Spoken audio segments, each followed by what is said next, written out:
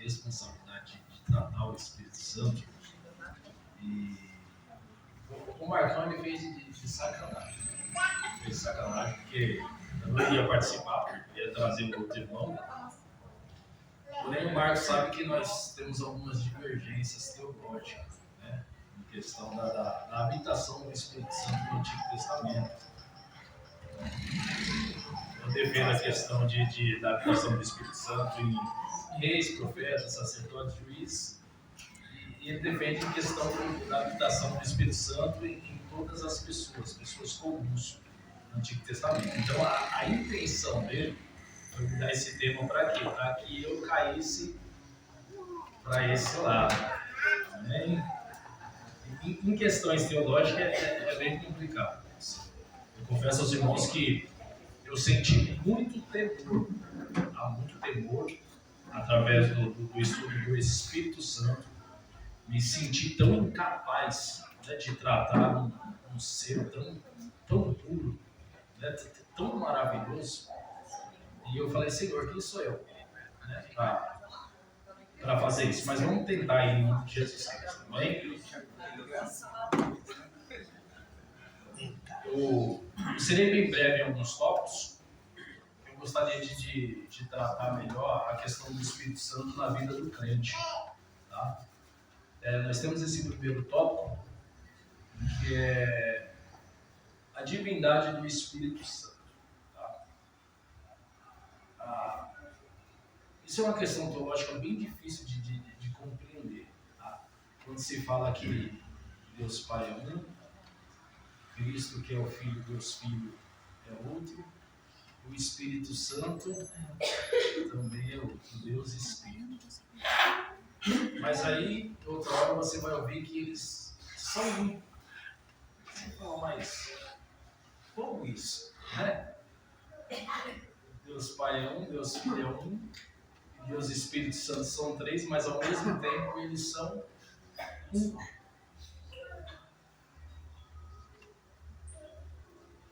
Vamos ver aqui. A primeira menção direta ao Espírito Santo na Bíblia já aparece no primeiro capítulo de Gênesis.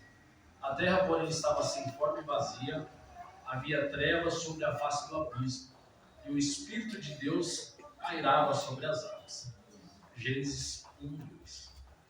Enquanto isso, no último capítulo da Bíblia, encontramos o apelo final do Espírito Santo. O Espírito e a noiva dizem, vem. Aquele que ouve, diga, vem. Aquele que tenha sede, venha. E quem quiser, receba de graça da água da vida. Apocalipse 22:17. Entre esses dois capítulos, ou seja, ao longo de toda a Bíblia, são dadas a nós preciosas informações sobre a pessoa e a obra do Espírito Santo.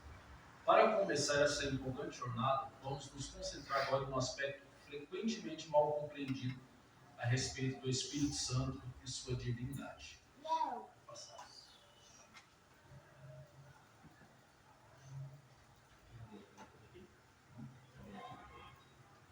Pode ir lá para o final, vou usar só a parte de baixo.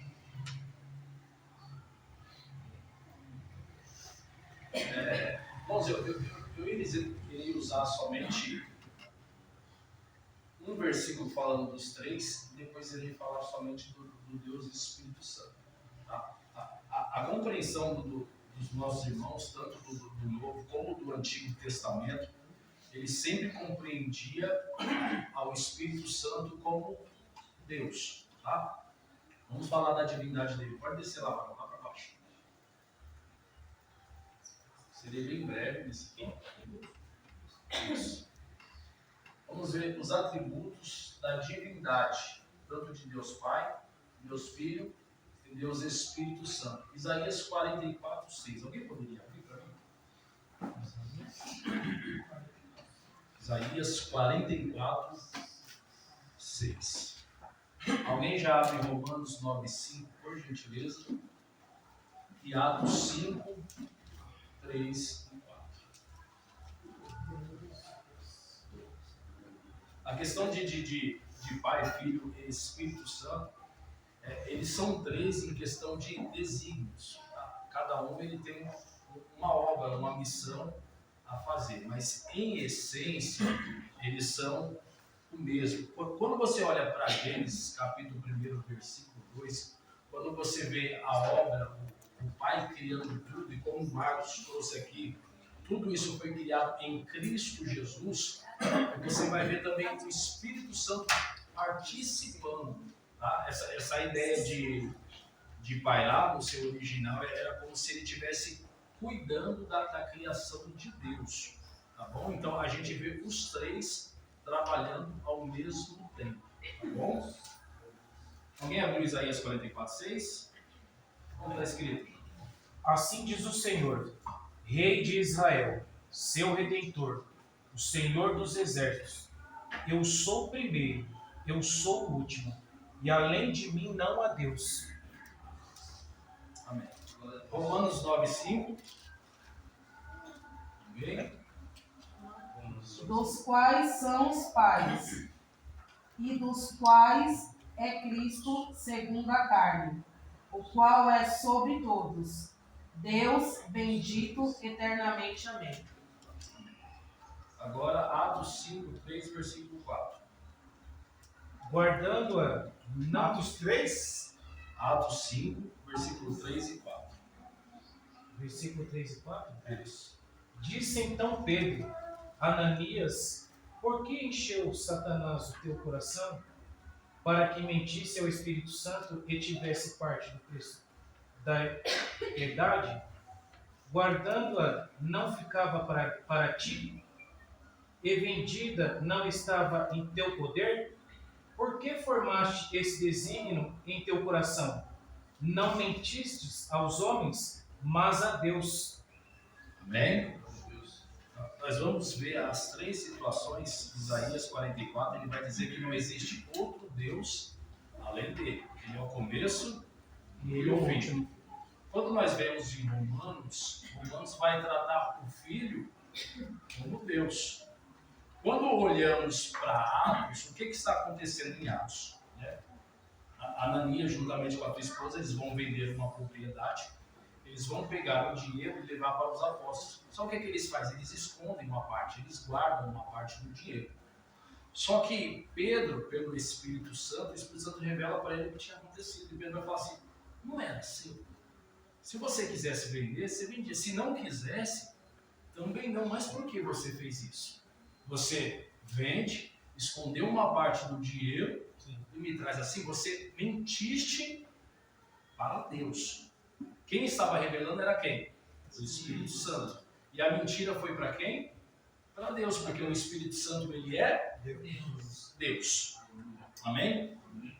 Nós vamos ver que o Espírito Santo, toda a sua divindade, mas biblicamente falando, é também com a de Deus, porque ele é Deus. Quando vocês lêem Salmo 92, fala sobre a divindade de Deus.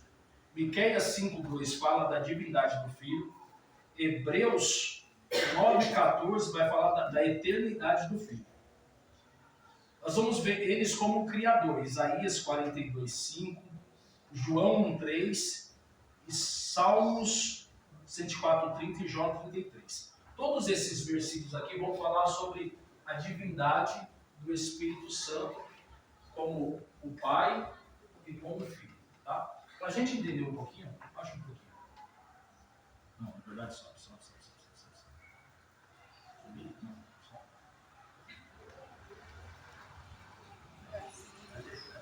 Ao contrário, Aqui na parte de cima.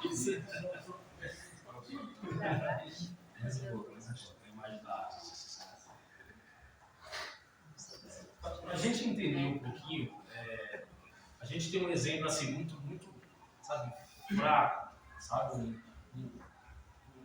Eu posso dizer que para que a gente possa compreender humanamente, falando dos três juntos, é mais ou menos você usando o estado da água. Mostra aí,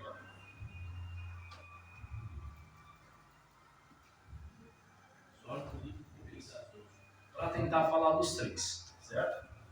Nós temos o gelo, nós temos a água, nós temos o gasoso, que é o vapor. Todos eles não são da água, da mesma essência água, porém são três estados Diferente. Essa é a essência de Deus Pai, Deus Filho e Deus Espírito Santo. Eu quero passar muito rápido por aqui em nome de Cristo Jesus. Amém?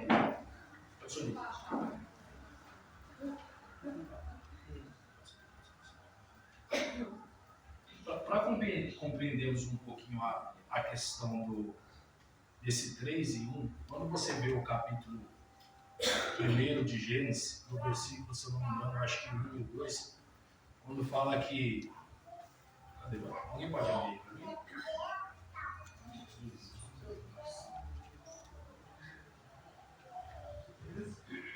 No princípio que Deus céu e a terra. Isso. E a terra era sem forma e vazia, e trevas estavam sobre a face do abismo. Isso. E o Espírito de Deus se movia sobre a face das águas. Sim, continua. E disse Deus: haja luz, e houve luz. Sim. E Deus viu a luz que era boa. E Deus separou a luz das trevas. E chamou a luz de dia e as trevas ele chamou de noite. E houve a tarde e a manhã o primeiro dia. Amém, amém, amém.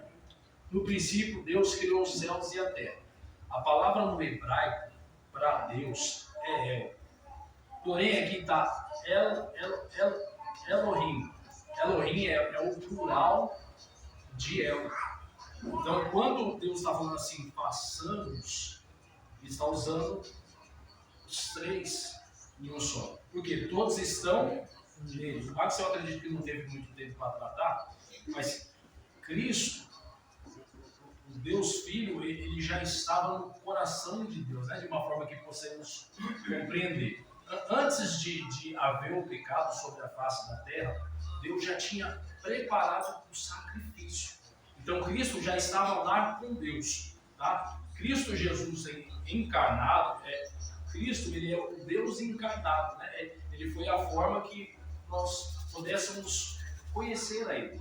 Foi a forma dele se manifestar, porque é muito difícil compreender quando se fala assim, Deus ele é Espírito, né?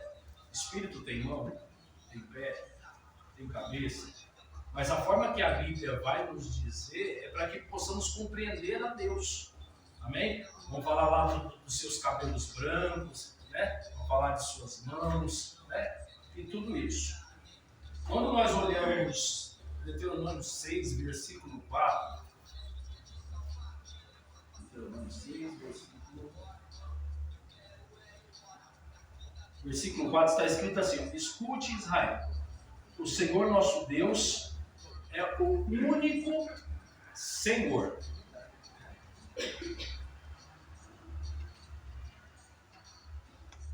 Essa palavra única, deixa eu pegar.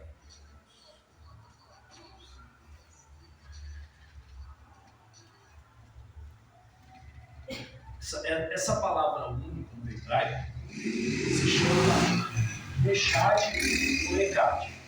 É uma palavra hebraica que significa um ou unidade. É frequentemente usada na Bíblia para descrever a unidade de Deus, como em Deuteronômio 6, versículo 4, onde está escrito: ouve Israel, o Senhor nosso Deus é o único Senhor. A palavra Echad também é usada para descrever a união de um homem e uma mulher no casamento, como em Gênesis 2, 24, onde está escrito: por essa razão, o homem deixará pai e mãe e se unirá à sua mulher, e eles se tornarão uma só carne. Às vezes é meio difícil compreender isso, né? Porque pega um casal, né? Eles estavam separados uma hora ou outra, né? Cada um com seus conhecimentos, né? Com as suas bagagens, une os dois. E aí Deus, quando ele forma o homem e a mulher, ele vai dizer assim, ó, farei deles uma só carne. Como dois é um. Assim como o Pai é um com o Filho e com o Espírito Santo. Então, às vezes, quando você vai estudar sobre isso aqui, vão dar um nó na cabeça que você fica doidinho. Bate piela. Como o Marcão diz, bate piela. É muito complicado. Uma das formas também de tentar explicar, o Marcão te falou para mim, é o ovo. Né? Não tem ovo? Dentro do ovo tem o quê? Gema e clara. e tem a casca do ovo que cobre isso daí. Mais ou menos para tentar explicar. A casca do ovo é Cristo, certo? Que tem o corpo, né? Que é o corpo. A gema seria Deus. E a clara, o Espírito Santo. E aí tem uma passagem em Colossenses que fala que toda a plenitude Você estava estava no toda a plenitude da divindade está no corpo de Cristo. do corpo de Cristo. É mais ou menos o Pai e o Filho em Cristo Jesus. É para nós tentar entender, porque aí você vai passar dias tentando compreender isso aí, vai dar dor na sua cabeça até você compreender isso daí. Amém? Pode subir. Glória a Deus. Aí, deixa eu ver, abaixa um pouco. Eu não vou entrar nisso daqui também, mas o Espírito Santo, ele foi o autor, o inspirador das pessoas que escreveram a Bíblia. Você vai ver que hoje em dia tem uma luta muito grande, né? Tem pessoas que não aceitam, falam assim, mas como, né? Tantos anos, algo que está escrito, por que as pessoas não podem, né, ter se confundido, né? Não pode ter feito outras interpretações, foi se perdendo. Como o homem pode ter escrito algo de Deus e algo está tão correto, tá? O Espírito Santo, ele foi quem iluminou a mente dessas pessoas. Sabe? Se você, para isso daí, você vai ter que estudar um pouquinho sobre bibliologia para você entender como a Bíblia ela foi formada. Tá bom? Pode passar. Isso daqui aqui é o. Isso, pode subir. Aqui está esse. Tentar passar rapidinho algumas questões. Nós temos esse tópico que é os símbolos do Espírito Santo, tá bom? Pode subir. O Espírito Santo na Bíblia, você vai ver ele como fogo, como bomba, como vento. A matéria que trata o estudo do Espírito Santo na teologia sistemática é a pneumatologia, tá? Pneuma significa ar, vento, e logia significa estudo. Então, estudo do Espírito Santo, tá? Nesse tema aqui, eu gostaria de só apresentar um dos símbolos, que é a água do Espírito Santo, tá? Ó, segundo o símbolo bíblico do Espírito, é a água.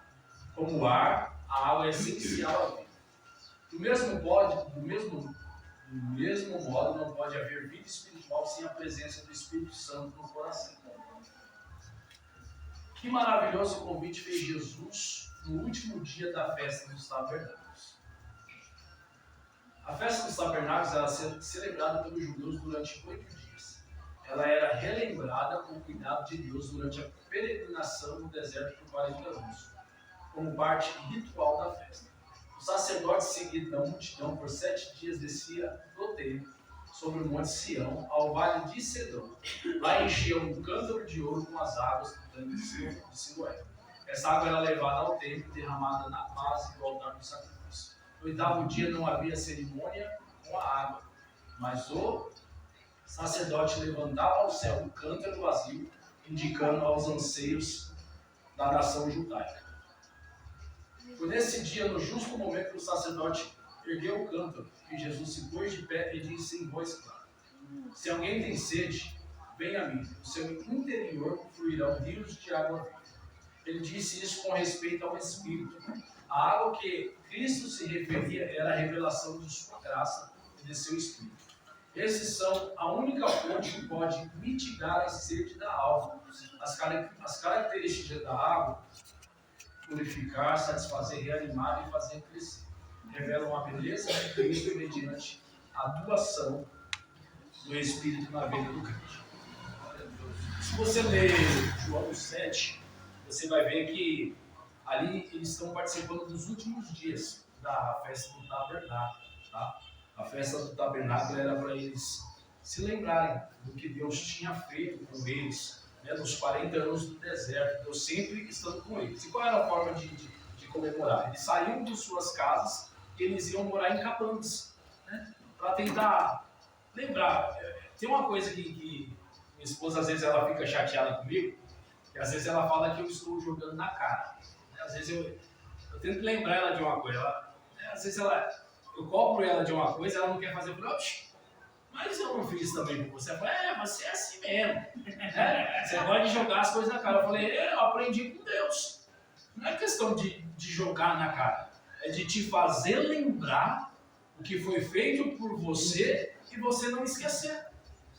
As festas judaicas eram para isso. Toda vez o povo se lembrar do que Deus tinha feito para eles. Então, qual era o ritual que eles tinham que fazer?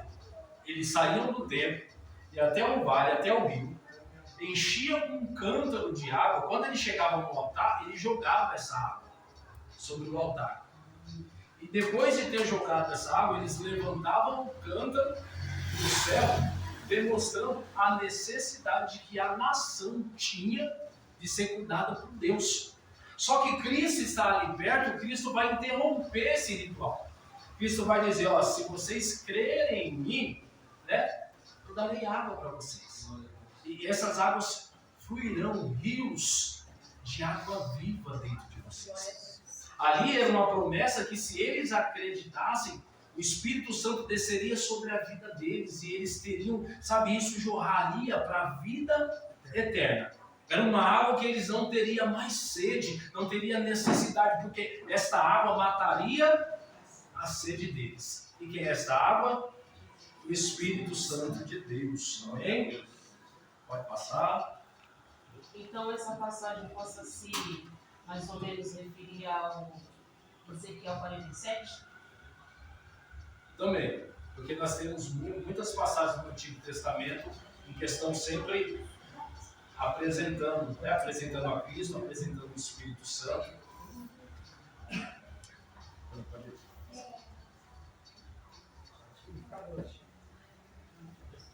Isso. Vai passar.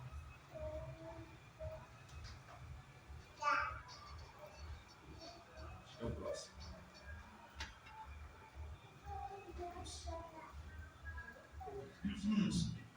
Nós vamos ver também o Espírito Santo, porque às vezes a gente tem na nossa mente a questão que o Espírito Santo ele só vai surgir no Novo Testamento, né?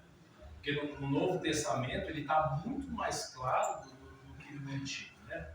Como o nosso irmão Marcos falou, quando você começa a estudar, você vai entender a revelação progressiva do Espírito Santo.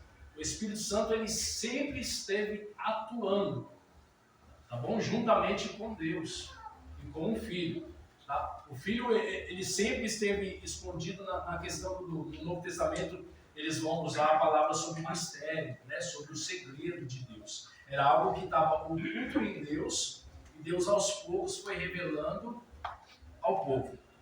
Nosso irmão Edinho ele falou a questão de como Deus falava com os homens. Tá? Uma das formas de Deus falar com os homens era através dos profetas, que era usado pelo Espírito Santo. Tá? Uma das coisas que a gente vai ver muito no Antigo Testamento é o Espírito Santo na vida dos profetas, dos reis, dos sacerdotes, né, dos juízes.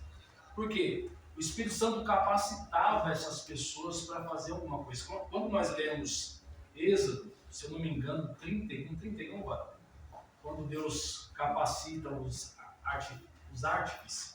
Sim. Porque Deus ele vai construir o templo, Moisés vai construir o templo, e precisa de pessoas que tenham sabedoria, que tenham entendimento. E aí Deus ele vai separar duas pessoas e vai colocar o Espírito Santo na vida dessas pessoas. E aí a Bíblia vai dizer que essas pessoas elas foram dotadas de sabedoria, de conhecimento. Elas sabiam mexer, com todo tipo de ouro, de prata, e todo esse conhecimento foi dado através do Espírito Santo de Deus. Nós vamos ver também em Números 11, o povo está reclamando, né, devido comendo muito, como é o nome do pepino e cebola?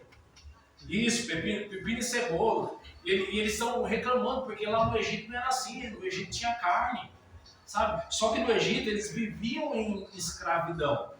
E aí eles estão reclamando, e Moisés fica revoltado com aquilo e vai falar com Deus. Assim, não está vendo o povo? Olha o que o povo está fazendo.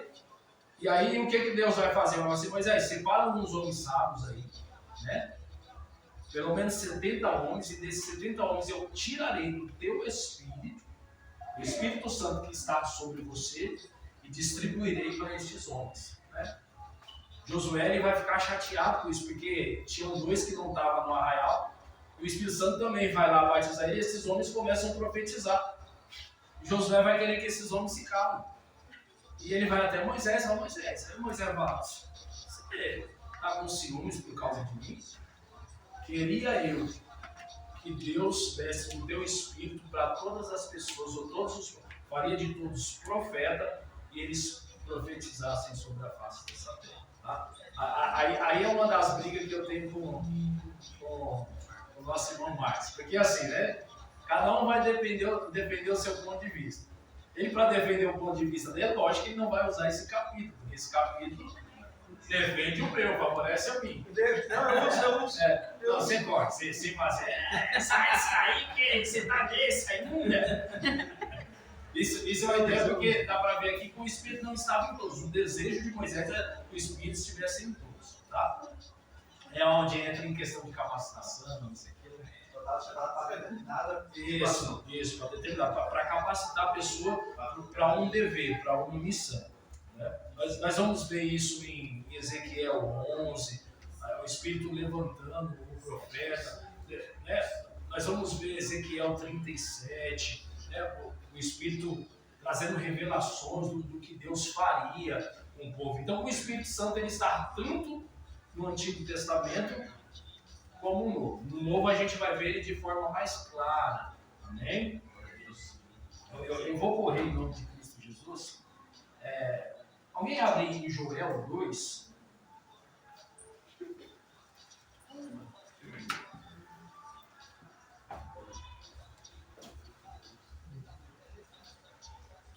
Quando você lê Isaías 44, você vai ver uma promessa também de Deus para o povo.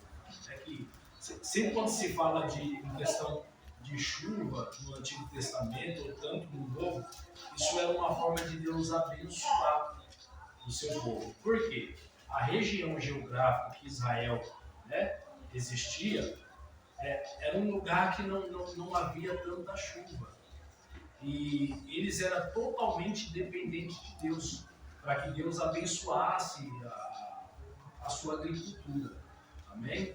Então Deus em Isaías 44, não me lembro se é o versículo 3, ele vai fazer uma promessa para o povo, que ele daria chuva novamente para o povo, Deus daria água, que a descendência de Jacó não necessitaria de ficar mendigando, de ficar sofrendo, que Deus traria alegria novamente para este povo. E isso está remetido ao Novo Testamento, ao Espírito Santo. Amém?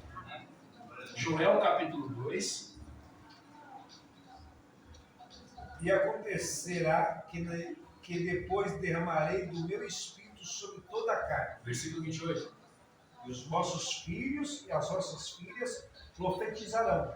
E os vossos velhos sonharão sonhos. E vossos jovens verão visões. Você vai ver que há muitos e muitos anos antes de se cumprir a promessa em Atos 2, você vai ver que Deus já estava falando de uma promessa que derramaria o seu Espírito sobre a vida das pessoas. Não somente de alguns, mas de todos aqueles que crescem em Cristo Jesus. Amém? Porque até essa questão da gente crer em Deus, a gente tem a necessidade do Espírito trabalhar na nossa vida para que creiamos. Porque o Pai faz a tua obra por intermédio de Cristo Jesus. Mas se o Espírito de Deus não regenerar a gente, não convencer a gente não consegue crer na obra de Cristo Jesus. Então é mais ou menos assim. As pessoas que estão aqui e creem em Deus é por um motivo. Porque o Espírito Santo te convenceu a crer. Ele é o único que consegue transformar a vida, sabe, pegar o homem do lamaçal do pecado e mostrar para ele que a condição que ele se encontra, ele tem uma necessidade gigantesca da obra de Cristo sobre a tua vida. Você vê que os três trabalham de uma mesma forma. Para quê? Para alcançar a humanidade, regenerar a humanidade, de trazer o homem devido ao seu pecado. O que aconteceu? Ele se afastou de Deus. Sabe, já já a gente mais para frente vai ver Isaías 59, eu acho que versículo 2, vai dizer que por causa do pecado do homem, Deus se afastou do homem. Sabe? E é por intermédio do sacrifício de Cristo Jesus, seu sangue é derramado, somos perdoados, porque o Espírito nos convence a crer, porque se eu não creio nessa obra, não há salvação para a minha vida. Glória. Então, se o Espírito me convence disso, a salvação bate na minha porta. Amém? Isso. Pode ser. Deixa eu ver se... Pode passar.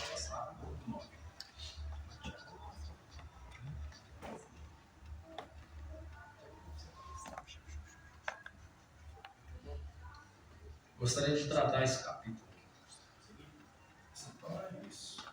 Não, pode passar, é o 9.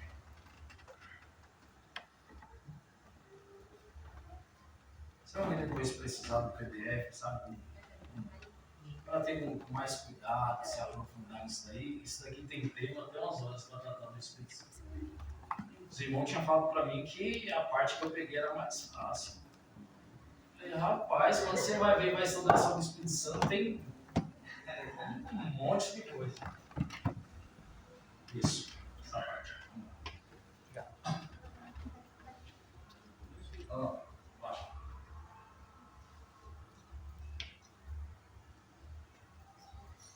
lá. Pouco antes de seu retorno ao céu, Jesus declarou que seria bom que ele fosse, pois o Consolador seria enviado como seu substituto. João 16, versículo 7. Jesus estava limitado fisicamente em virtude de sua encarnação, mas o Espírito Santo estaria com eles e neles permaneceria. João 14, 17. A partir do Pentecoste, o trabalho do Espírito Santo assume uma nova dinâmica, e sua presença deveria estar com a igreja até a consumação dos séculos. Isso quer dizer que o Espírito opera hoje no coração do crente da mesma forma que operou na vida da igreja cristã primitiva.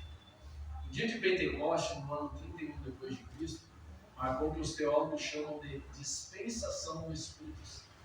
Esse é um termo usado para se referir ao momento singular em que o Espírito Santo foi derramado sobre os apóstolos, como Jesus havia prometido. Atos 1, versículo 4 e 5. Esse evento, como estudado na lição 7, foi o derramamento da chuva temporânea. A mesma continua caindo hoje. Pode subir?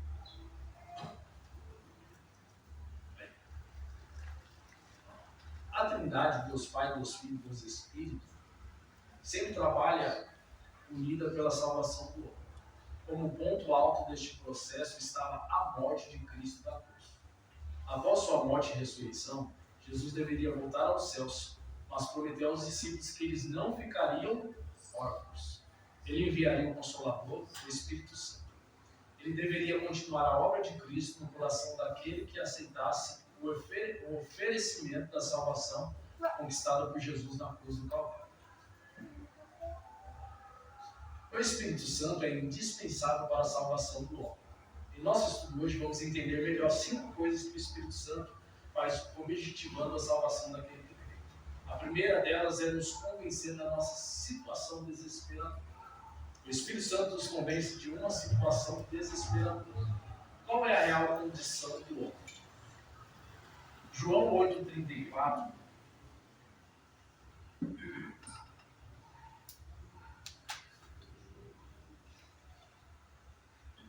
João 8,34.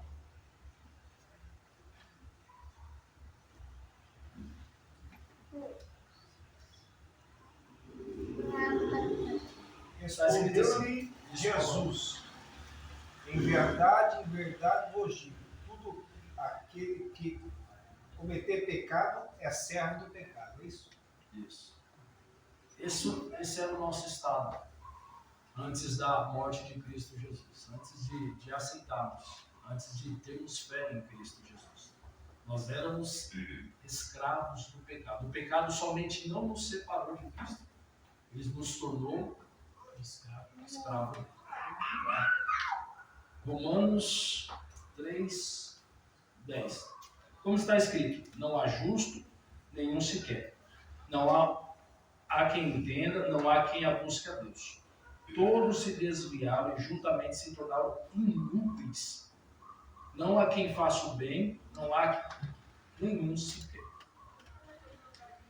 Antes da morte de Cristo não havia quem, pela lei de Deus, alcançasse, sabe, o estado de perfeição de Cristo.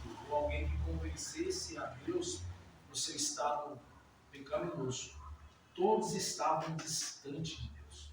Todos nós nos tornamos inúteis diante de Deus. Sem a obra de Cristo Jesus na cruz do Calvário, seria impossível a gente estar diante de Deus novamente. Só ver. Peraí.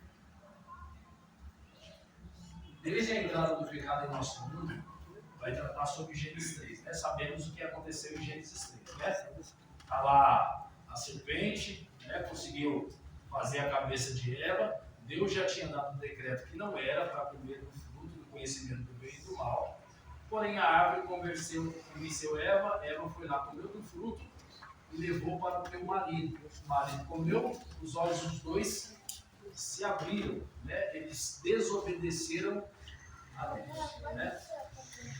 Tudo vivia em harmonia no Jardim do Éden, né? O Jardim do Éden significa lugar de delícias, né? Eles tinham tudo. Não havia morte, não havia pecado, não havia distância de Deus, até mesmo porque Deus se revelava para eles, conversava com eles todos os dias. Quando o homem peca, os olhos deles se abrem e eles enxergam que eles estavam nus. Ali a gente já vai ver o agir de Deus desde o início. Porque ali Deus já vai sacrificar. Deus já é conhecido como no meio teológico, é o Evangelho protótipo, é conhecido no meio teológico. Essa questão que Deus lá atrás já tinha preparado, né? Já mostrando que alguém iria salvar a humanidade. É conhecido como, acho que é o Evangelho protótipo, um negócio assim. Protótipo, né? Então todos os homens estão distantes de Deus, né? Nosso irmão trouxe uma imagem aqui de Michelangelo, como se Deus tentando tocar na mão do homem, né? Deus por toda a vida, desde lá de trás, foi colocando leis, isso aqui para quê? Para sempre trazer o homem para perto de ti. Mas era tudo guiando o homem até Cristo, porque a lei ela veio por um motivo, só para guiar o povo até Cristo. Paulo vai dizer que a lei era um área, né? O significado diário era o quê? Era alguém que ensinava uma criança, era como se fosse um professor, um condutor. Então a lei conduziu o povo até Cristo. Quando Cristo vem, Cristo cumpre a lei, tá bom? Morre na cruz do Calvário, e agora, através da sua morte, aqueles que creem em Cristo Jesus, eles se aproximam de Deus, porque Cristo ele é o único mediador entre Deus e os homens.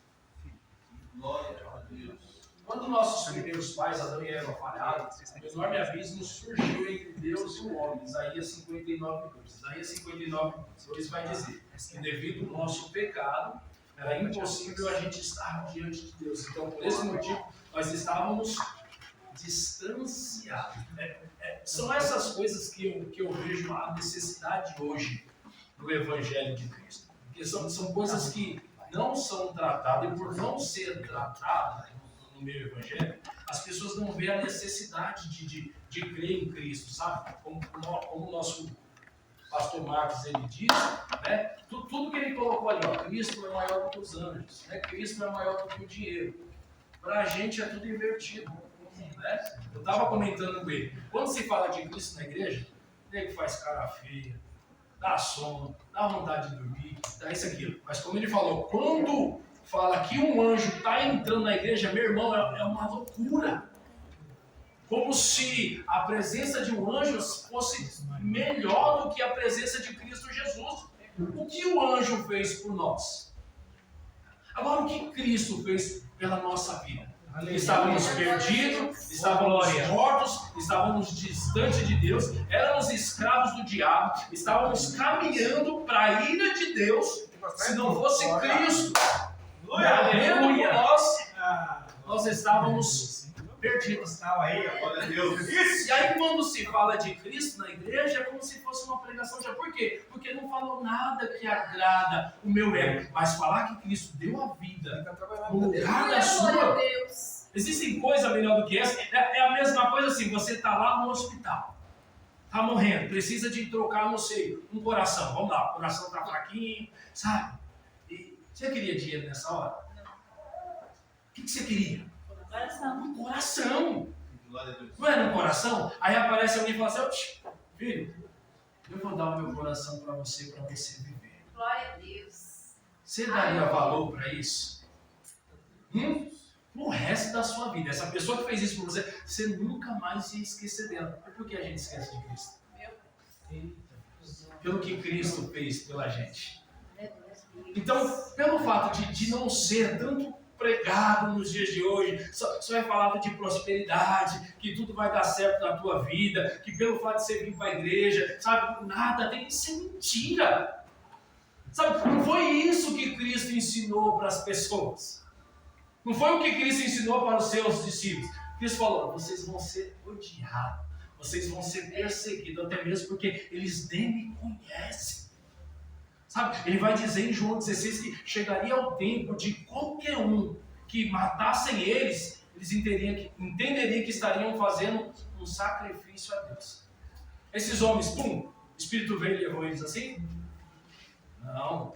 Uns foi crucificado de cabeça para baixo, outros perderam a cabeça, foi decapitado, outros foram jogados para os leões no Coliseu, e assim em diante. Mas o que era mais importante para eles? A salvação. Aleluia. É o que Pedro vai dizer, se eu não me engano, na sua primeira epístola. Sabe? Tenham esperança em Cristo Jesus, porque Ele vai voltar. Ele vai dizer que é um privilégio todo o nosso sofrimento diante de Deus, porque assim como Cristo sofreu por nós, nós também devemos padecer por Ele. Amém? Glória a Deus. Então estávamos distantes de Deus. João 16, 8. Alguém pode abrir?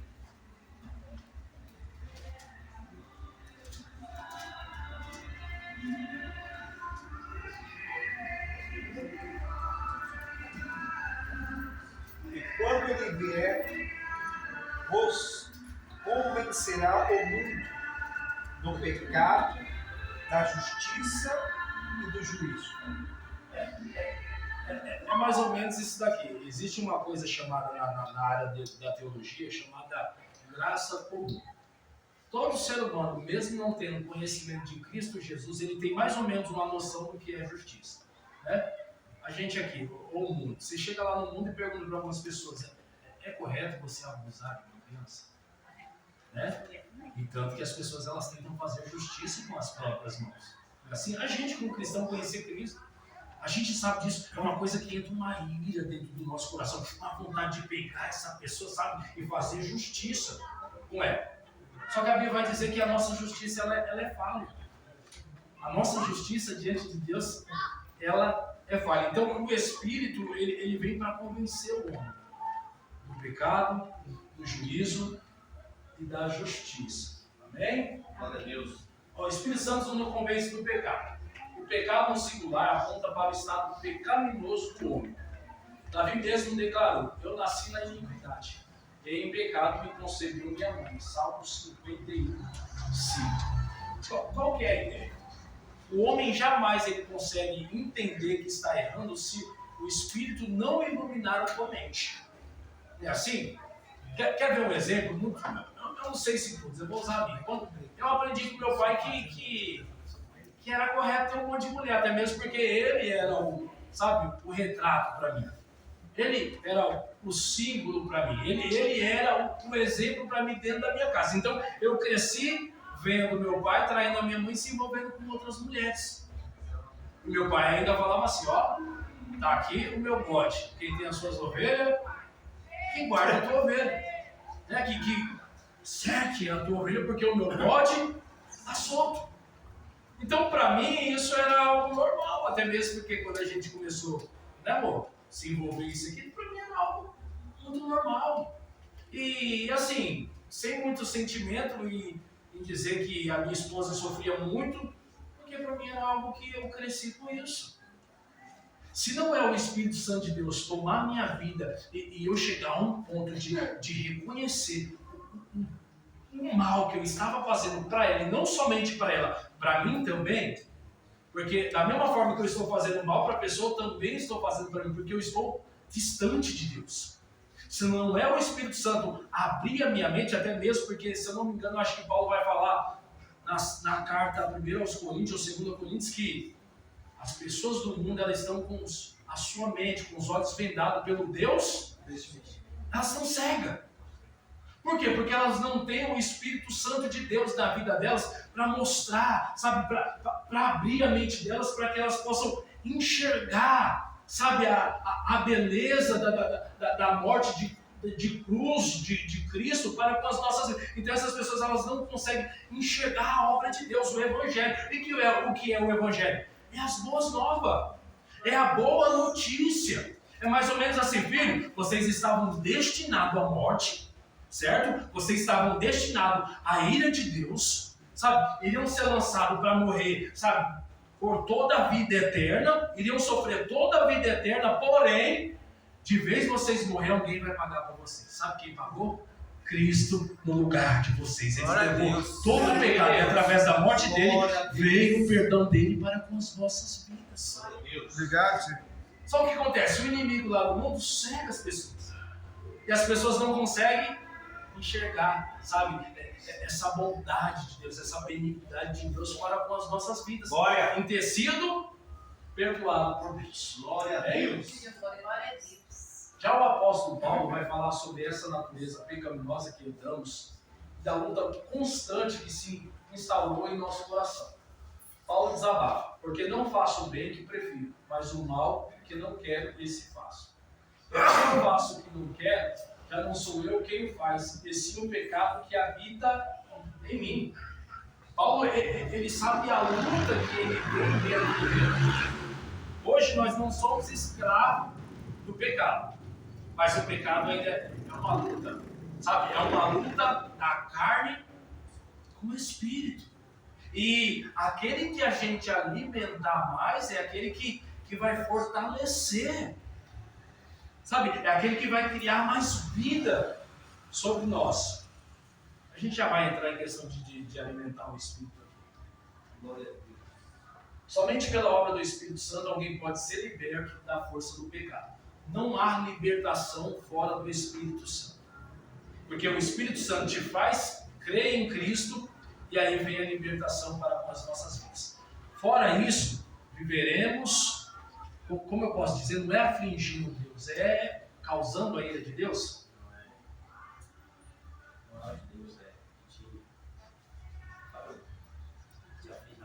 Isso, a gente vai viver afligindo a Deus por causa do pecado. Se não for através do Espírito Santo, para nós cremos em Cristo Jesus, nós não teremos libertação. Então é o Espírito Santo que nos mostra onde erramos, ele nos convence do nosso pecado, e assim cremos em Cristo Jesus, olhamos para Cristo, e através do Espírito de Deus na nossa vida começa a ser transformada. Essa é a ideia da regeneração. O que é a regeneração? É pegar a pessoa morta e dar vida para ela. Só que agora, essa vida é uma vida diferente do que a gente tinha no mundo. Porque nós vemos Efésios capítulo 2.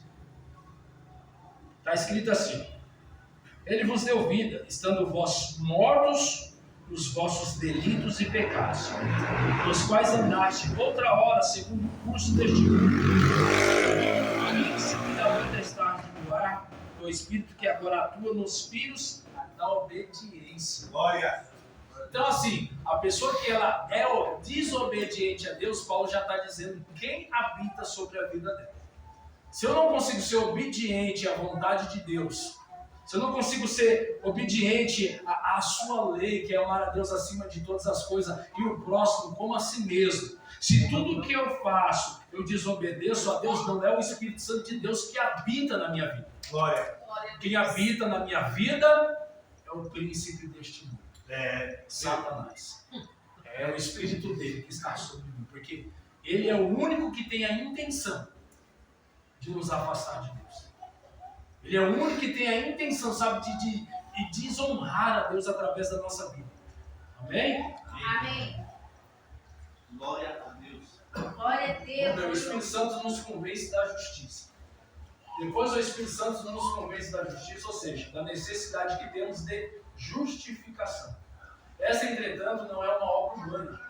Paulo é claro em afirmar: o homem não é justificado por obras da lei, e sim mediante a fé em Cristo Jesus. É aquilo, você pode fazer todas as coisas para tentar cumprir a lei de Deus. Sabe? Isso é impossível você ser justificado. Porque a justificação vem através da nossa fé em Cristo Jesus. Através do que Cristo fez para com as nossas vidas. Através disso, pela morte de Cristo Jesus, Jesus nos tornou justo. Coisa louca. Sabe, é difícil compreender, mas eu vou usar um exemplo lá de Crônicas.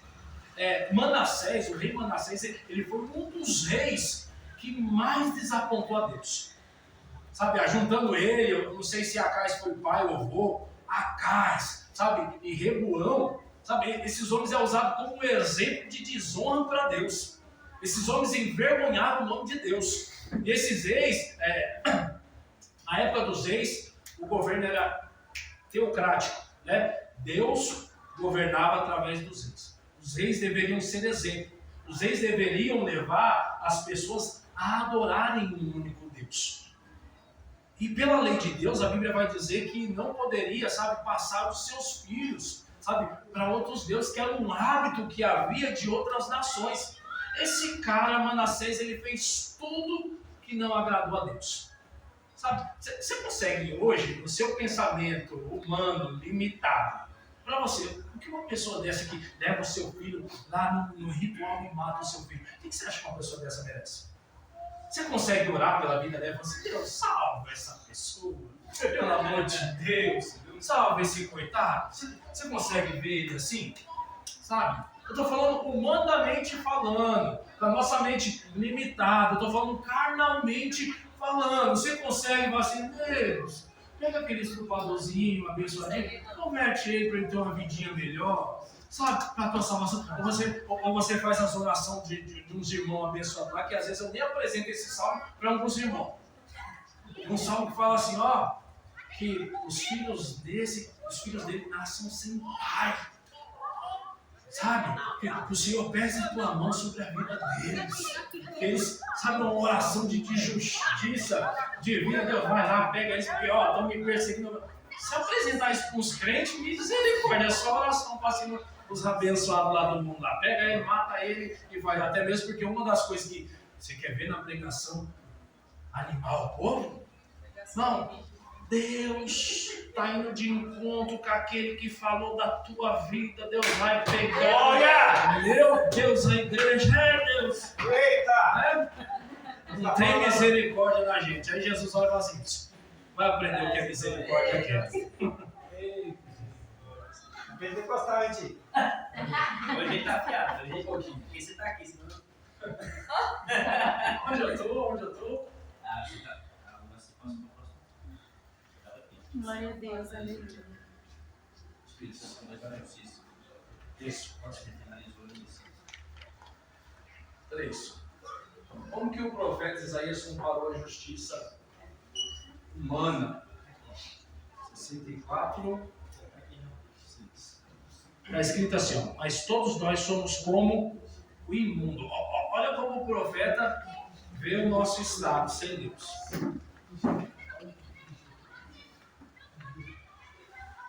Mas todos nós somos como o imundo, e todas as nossas justiças como trapo de imundícia. Você tem noção, essa justiça que a gente sabe mais ou menos que o que é certo, o que é errado, e às vezes a gente quer pôr nas mãos, não, isso daí está errado. O certo é assim, profeta está falando assim: a justiça de vocês é como um trapo de imundícia.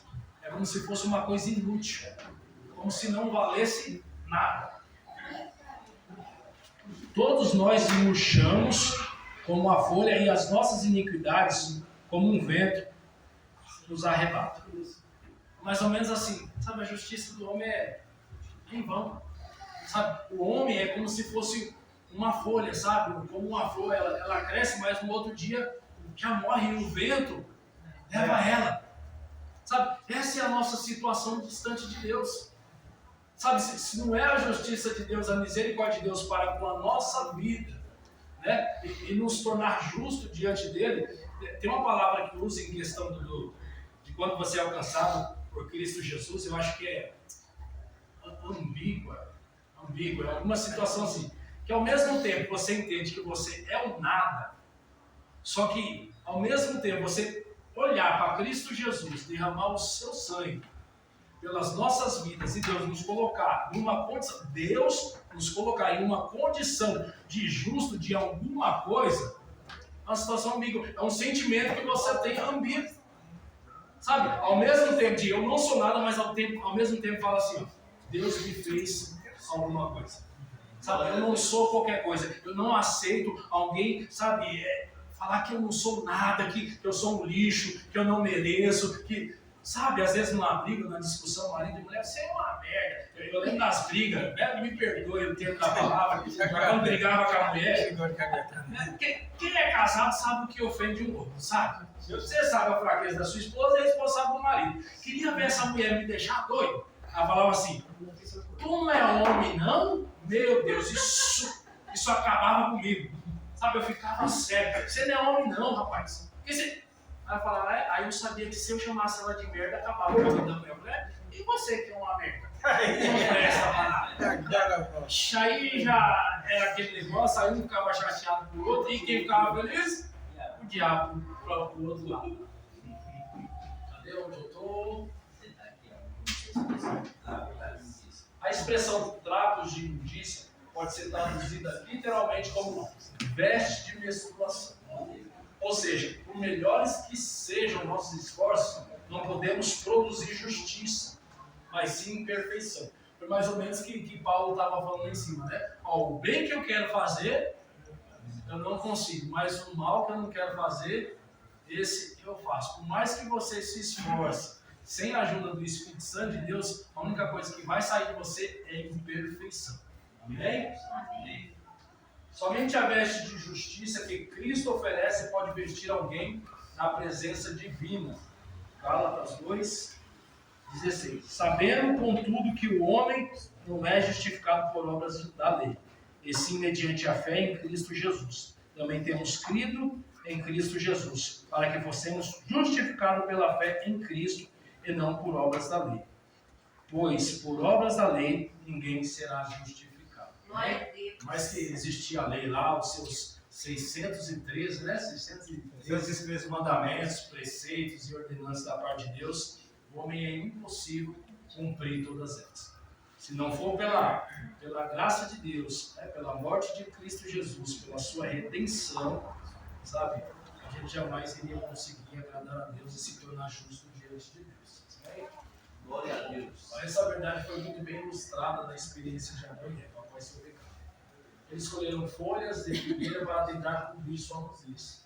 Mas apenas a pele de um animal, que mesmo sendo inocente foi morto, poderia cobrir a nudez do primeiro casal. Assim foi manifestada desde o Éden a justiça de Cristo. Então você vai ver que lá já estava morrendo um inocente. Né? Porque a gente sabe, Romanos 3, sobre o salário do pecado, não, Romanos 6. Romanos 6, Marcos? Não sei se O salário do pecado é morte. não sei se 13. Sabemos nós que a única coisa que o pecado nos causa é a morte diante de Deus. Né? E o salário dele, a paga dele é a morte. Eu pequei contra Deus, então eu mereço morrer. Então Deus, pela sua misericórdia, desde lá de trás, Deus já fez as formas ritualísticas lá atrás, né? Para que o homem, né, para que não que o seu pecado ele fosse perdoado, porque Hebreus vai dizer que o pecado ele era encoberto pelo sangue dos animais. Mas quando vem Cristo e morre, o seu sacrifício foi por uma vez só. Porque o homem pecava, ele tinha que ir lá fazer o sacrifício. O sangue era derramado, aí o homem ali era meio que perdoado. Aí o homem voltava, pecava de novo, ia lá, sacrifício para si. Então isso daí era diariamente, né? Só que aí Cristo vem e morre uma vez só, por todos nós. Amém? E pela nossa fé em Cristo Jesus, né? Isso foi mudado, em nome de Jesus. Romanos 6, 23. Romanos 6, 23. Tá vendo? Lá vai dizer que o salário do pecado é a morte. Então todos nós deveríamos morrer, mas alguém pagou desde lá de trás. Amém? A morte do homem foi espiritual, ficou distante de Deus. Amém? Aí Deus dá uma oportunidade o quê? Sacrificando o animal, né? Para que ele viesse viver. Só que depois daquilo a gente vê o declínio da humanidade. Né? Cláudio Duarte vai dizer que lá no capítulo 4, quando Caim mata Abel, vai dizer que ali a quarta parte da humanidade foi embora. É porque só havia 4, então morreu um, foi a quarta parte da humanidade ali. O Espírito Santo nos convence do juízo. Jesus ensinou que mesmo palavras frívolas é mais ou menos inúteis, né? Jogada no vento, que proferissem os homens, dela não dariam conta do seu juízo. Preste muita atenção nisso, hein? Mateus 12, 36. Olha o que está escrito. Digo-vos que de toda palavra frívola que proferirem os homens, dela darão conta no dia do juízo. É mais ou menos assim. O que você fala diante de Deus, você vai ter que dar conta.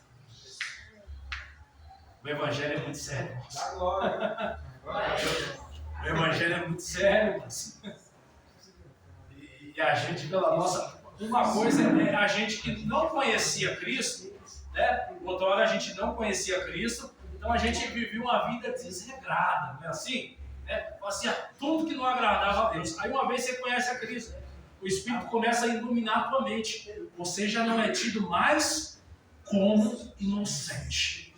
Tá bom? Da mesma forma que o que sai da sua boca você dará conta no dia do juízo, você também vai dar conta no templo do Espírito Santo com o que você faz aqui na terra. Tá? Paulo vai dizer à igreja de Coríntios: cuidado com o que você faz com esse tempo, porque o tempo que deita com uma prostituta, ele se torna prostituto.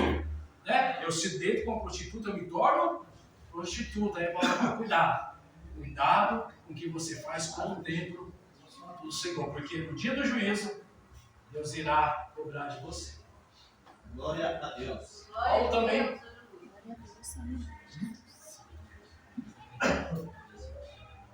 Eclesiastes, Edinho mostrou um versículo, Eclesiastes 12, versículo 14. Porque Deus há de trazer a juízo todas as obras, até as que estão escondidas, quer sejam boas, quer sejam más. Agora. Se marcou a vez. Estou encerrando, irmãos.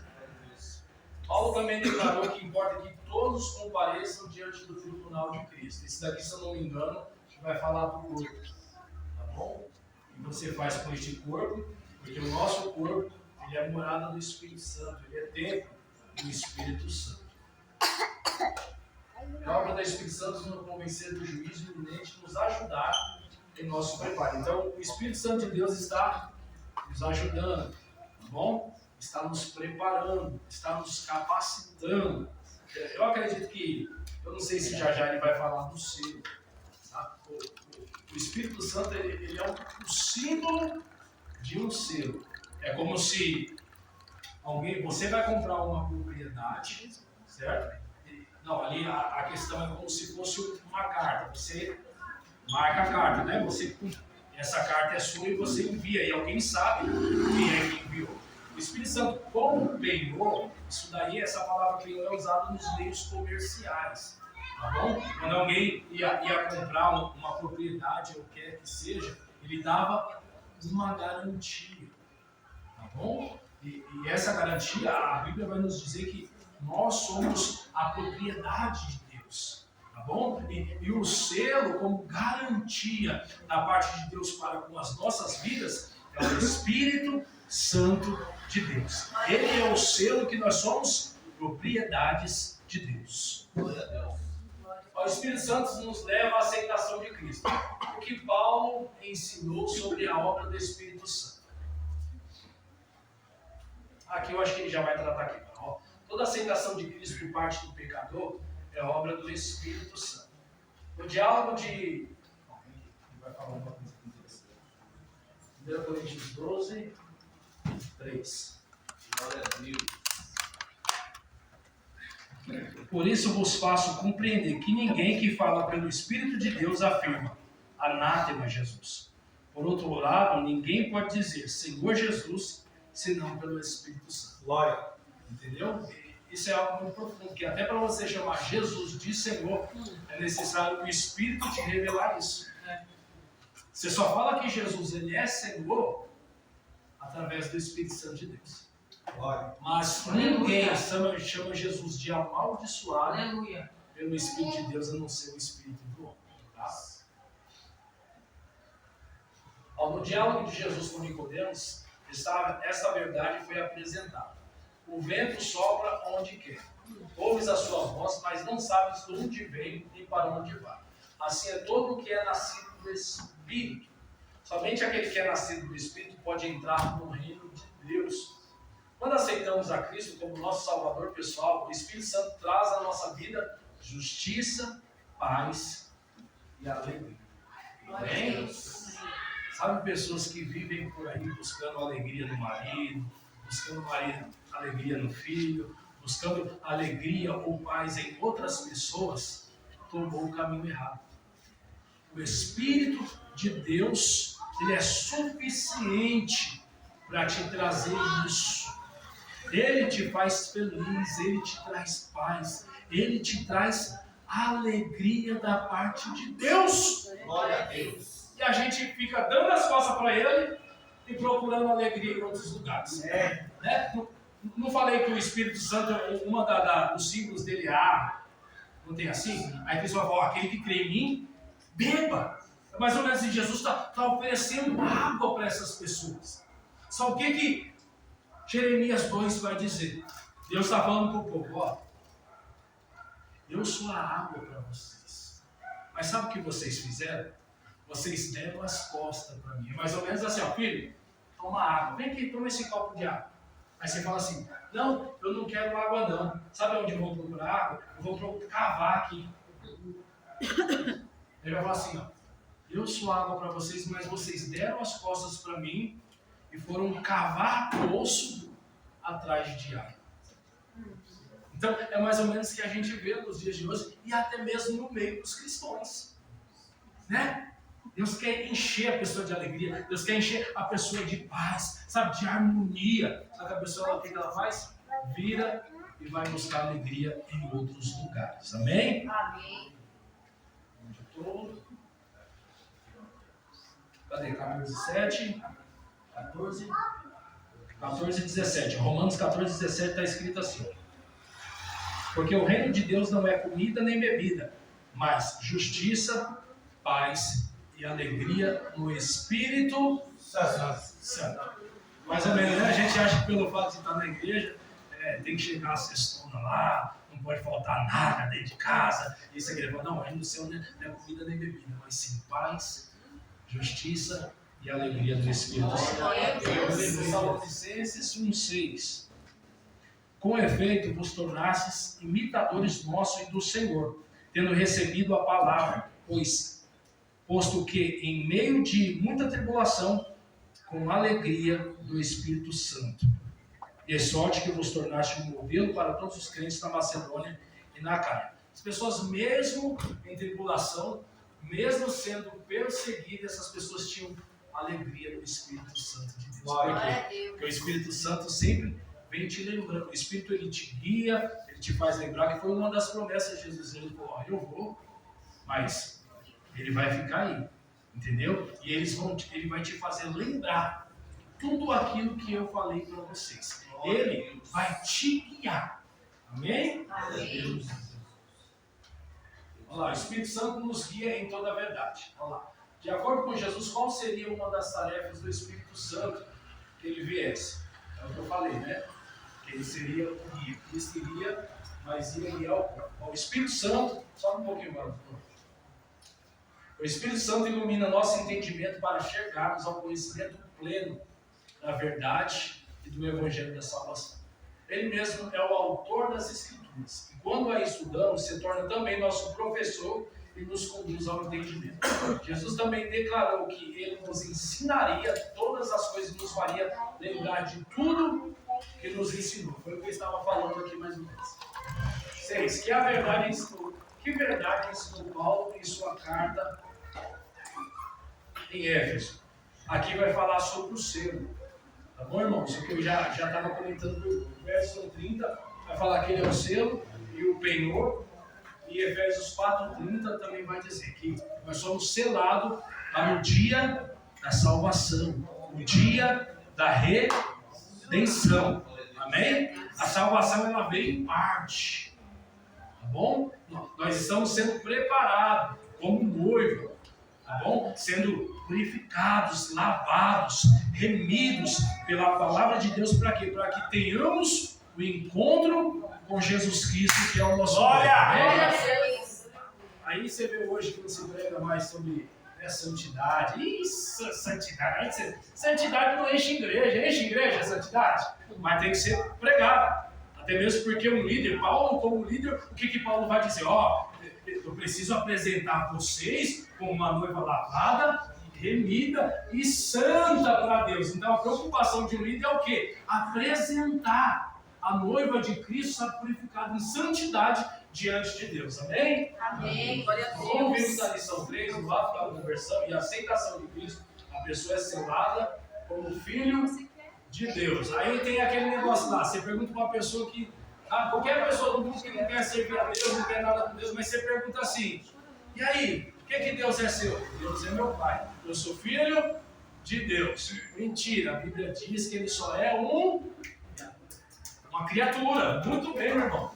Você se torna filho de Deus a partir do momento da conversão e de ser selado com o Espírito Santo. Aí Deus assim, aqui é o meu filho. Amém? Amém. Amém. Esse selo de propriedade é atestado como a dádiva do Espírito Santo até que chegue o resgate de propriedade. Ou seja, a concessão da imortalidade ao crente, o que ocorrerá apenas na volta de Cristo Jesus. Então isso tudo vai acontecer só quando Cristo vir, né, e nos levar em nome de Cristo Jesus. Bora? Só um pouquinho. Glória a Deus. Aleluia. Que pedido fez Paulo em sua oração? Tá? Em Efésios 3:4, é aquilo que a gente mais ouve nas igrejas, né? Aquelas campanhas sobre por esta causa me põe de joelho. Não é assim? Mas se você ler o contexto, não é isso. Até mesmo porque a oração de Paulo é o quê? Paulo está sofrendo. Paulo está preso. Amém? Ele fala, eu estou preso, mas a palavra de Deus não dá. Ninguém prende ela. Só que o desejo de Paulo é o quê? Paulo está orando para que os irmãos conhecessem o amor de Deus. Tanto na altura, na profundidade, na altura. Essa é a oração de Paulo. Para quê? Para que, sabe, eles fossem alcançados, constrangidos por este amor. Então, por este motivo, para quê? Para que as pessoas vendo o sofrimento de Paulo, não desistissem. Não é mais ou menos assim? Um exemplo dos dias de hoje. Você vê lá a pessoa, né? Deus é bom, né? Deus é amor. Aí você vê a vida da pessoa e fala, meu Deus, esse cara só sofre. Deus não está vendo o sofrimento dele, sabe? Eu ir para a igreja, o bicho, o coitadinho só sofre, parece que está tudo dando errado na vida dele. Então, a oração de Paulo é para que as pessoas não desistissem olhando para o sofrimento dele, para que eles conhecessem o amor de Cristo Jesus. Amém? Às vezes você vai pregar em um lugar, você fala uma coisa dessa, o pessoal que te convidou fica bravo. Assim, irmãos, a tendência não... Porque assim, quando você faz essa campanha por essa causa me cobre de joelho, o que você vai colocar no joelho lá? Dinheiro. Quero um emprego bom, mas isso não é o que Paulo estava fazendo. Amém?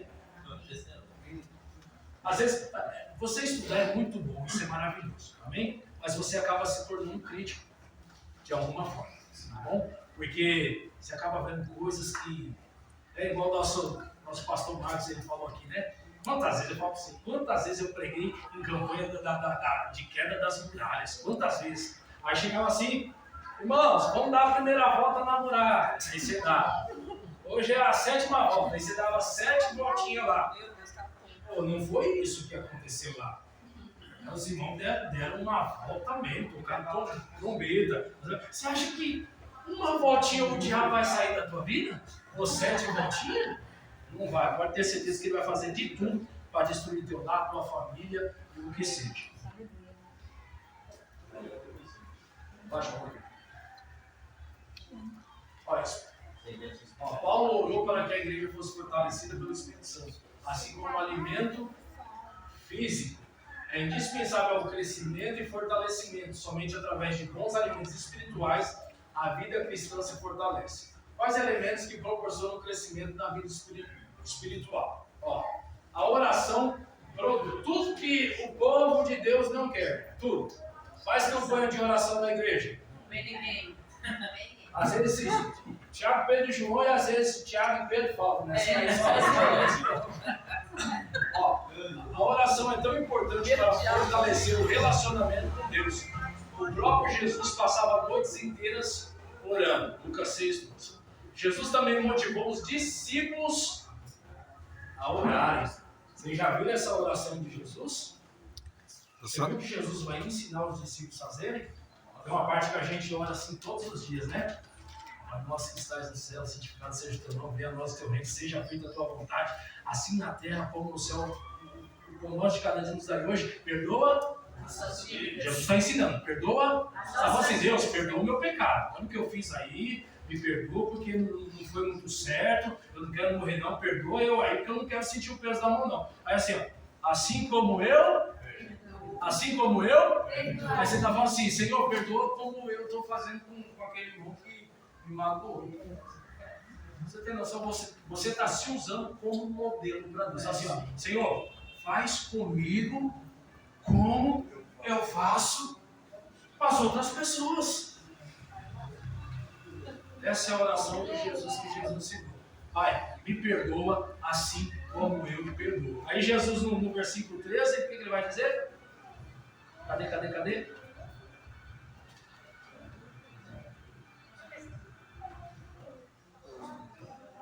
Você abriu antes.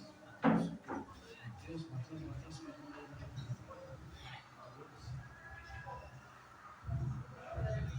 Deixa eu ver.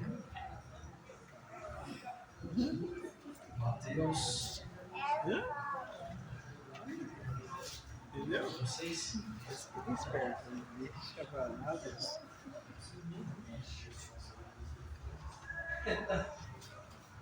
Glória a Deus, aleluia. Glória a Deus.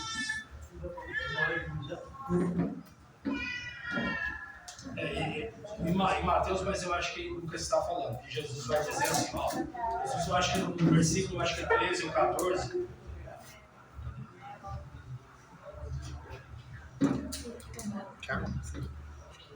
Não, também não dá. Mas Jesus ele vai dizer assim, ó, da mesma forma que você não perdoa o seu irmão, o Pai também não o perdoará. Amém? É mais ou menos assim, se você não consegue liberar perdão, Deus também não te perdoa. Então é uma coisa que vale a pena a gente pensar, amém? Algumas pessoas nos machucou, nos magoou, e o que a gente deseja para elas são mal. Mas a gente tem que entender que da mesma forma a gente fez com Deus. Deus, de vez de descartar e dar um pé, sabe, no seu mundo, ele falou, não, vou trazer ele para perto, eu vou morrer por ele. Amém? Mas está passando isso, não.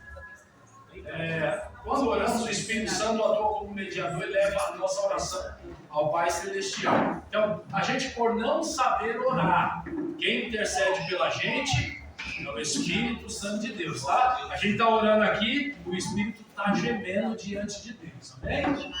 Ó, estudo da Bíblia produz crescimento. Irmãos, o estudo da Bíblia produz crescimento. Oração estudo da Bíblia. Coisas que é uma luta, né? Hoje em dia, né? Assim, crente, escolinha dominical. Ele, Tiago e João. Não, só Thiago. É? Tiago, às vezes. Não, às vezes Tiago falta, fica dormindo. É só o João. Então, o estudo da Bíblia produz crescimento. Até mesmo porque, se você ler Jeremias 15, 16, ele vai dizer que a palavra é alimento. Olha, amém? Glória a Deus. Ó, o Espírito Santo, Mateus fala, ó, o Espírito Santo, o mesmo que revelou e inspirou as Sagradas Escrituras, é o único que pode nos ajudar a compreendê-los corretamente. Ele é o supremo professor disponível a todo aquele que desejar. Seu testemunho produz crescimento. Jesus promete enviar o Espírito Santo quando ele viesse. Daria poder aos discípulos para que eles testemunhassem. Jesus declarou, mas recebereis poder ao descer sobre vós o Espírito Santo, e sereis minhas testemunhas, tanto em Jerusalém como em toda a Judeia e Samaria, até os confins da terra. Atos 1:8. Somos testemunhas de Jesus quando exercemos dons espirituais para a pregação do Evangelho e a edificação da igreja. Esses dons são dotações do Espírito Santo que os contribui conforme lhe apraz. Amém? A igreja de Coríntios era uma igreja que era dotada de dons. Tá? Tinha um líder maravilhoso, porém era uma igreja que mais dava trabalho para o apóstolo Paulo. Amém? Amém. Já passou direto?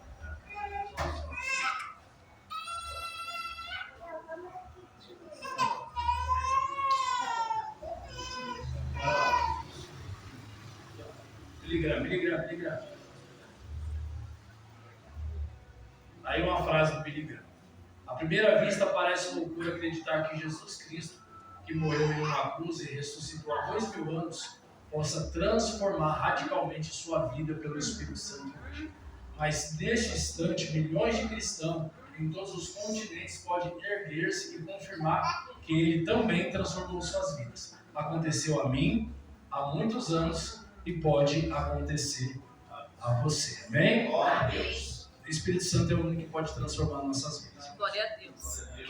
Que nós possamos ter Cristo na nossa vida, se não temos que possamos buscar, sabe, a presença dele sobre nossas vidas. Até mesmo que não dá para tratar, mas um dos sinais que somos salvos, tá? É ter uma vida transformada em Cristo Jesus. Glória a Deus. Amém? Quando nós lemos lá em Gálatas 22, vai falar sobre os frutos do Espírito, né? Amor, vontade, né? Humildade, paciência, né? É o perdão, né? Domínio próprio, e assim vai. Esse é os frutos do Espírito Santo. Quais são os frutos que nós estamos refletindo por aí? E tem também, muito claro, né? Às vezes a gente pergunta, né? Quais as pessoas que vão entrar na eternidade? Aí tem pessoa que fala que não sabe. A Bíblia fala quem não vai herdar o reino de Deus. A pessoa que vive na mentira, na prostituição, no adultério, né? E depois pega lá, lê Gálatas assim, lê todinho, porque primeiro vai falar das obras da carne e depois das obras do Espírito. Como nós temos vivendo sobre a face dessa terra?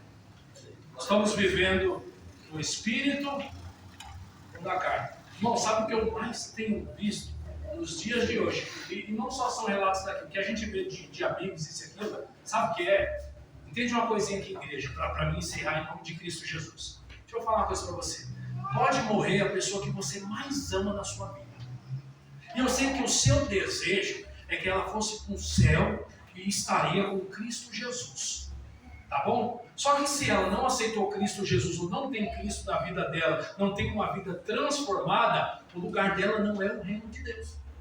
Ela não vai viver com uma estrelinha lá no céu, brilhando pra gente, ou que foi alcançado que está do lado do Pai, que o Pai resolveu levar para estar do lado dele. Não!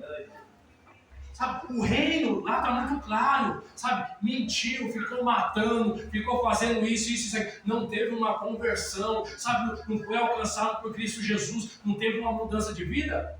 O reino de Deus não é para essas pessoas, por mais que a gente ame essas pessoas. Às vezes tem dias que eu choro escondido, sabe por quê? Eu tive uma avó que eu amava muito, amo, mas partiu. Ela era uma pessoa, era a bondade de pessoa, porque assim, né? É nosso familiar, a gente sempre vê o lado bom. Não é assim? Só que infelizmente ela morreu sem Cristo. Cara, eu amo ela, eu amava ela. Só que, pelo que eu entendo da Bíblia, talvez o céu não foi para ela. Só ser bom não leva para o céu. O céu só é para quem aceita Cristo Jesus e tem uma vida transformada. Amém? As palmas ao Senhor Jesus.